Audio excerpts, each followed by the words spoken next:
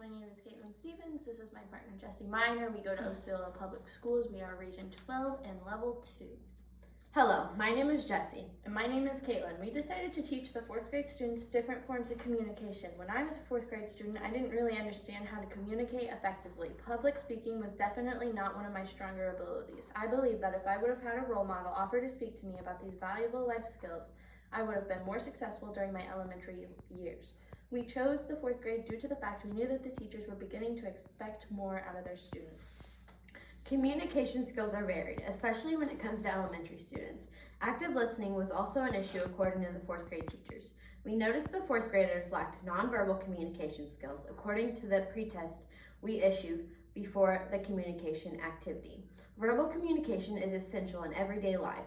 Due to the fact verbal communication affects our daily lives so much, it was one of our main concerns. We decided to approach these concerns head-on. Our goal is to help the 4th graders improve their communication skills. We did this through fun learning exercises and guided conversations. The pre-surveys helped us choose the learning exercises and games we used in our lessons.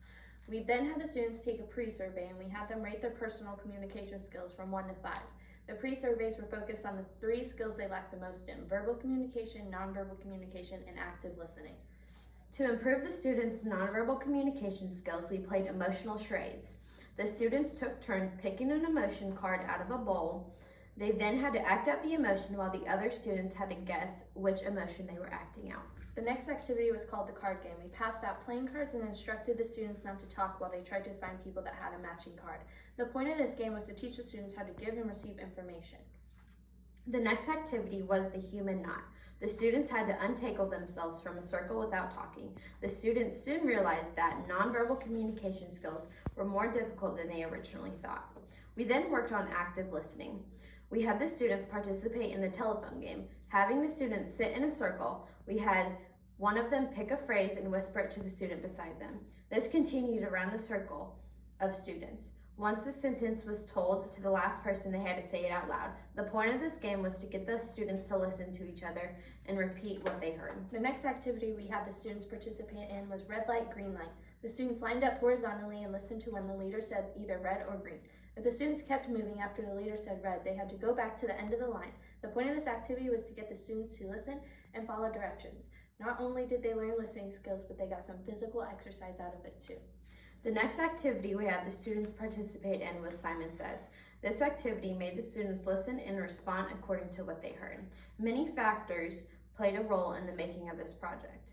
Knowing we would need help finding interactive activities, we sought help from the elementary counselor. She helped us find activities the students would both enjoy and benefit from the knowledge they learned. With this information, we were able to create lesson plans that would suit the students well.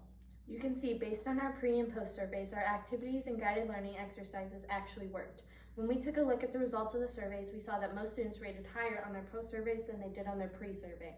The most post surveys provided evidence that our techniques were successful. The impact our project had on the students was crucial. The students would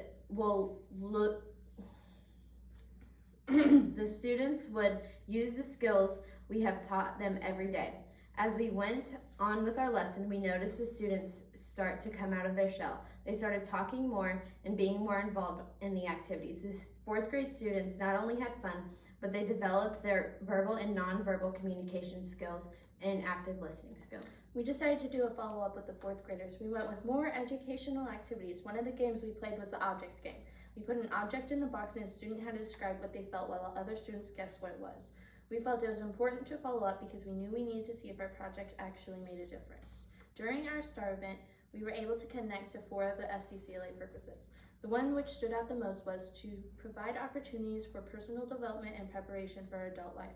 Communications and relationship building is a key aspect of life.